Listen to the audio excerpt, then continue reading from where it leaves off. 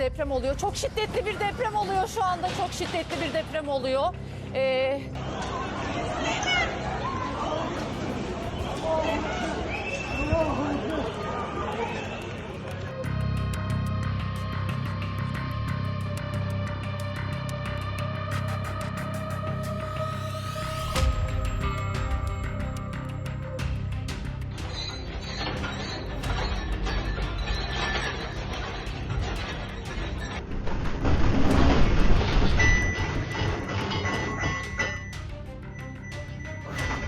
Çok kötü deprem oluyor.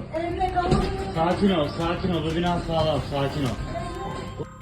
Oyuna girmesi. Değerli izleyenler, bu dakika Deprem itibariyle İstanbul'da deprem oluyor. Bismillah.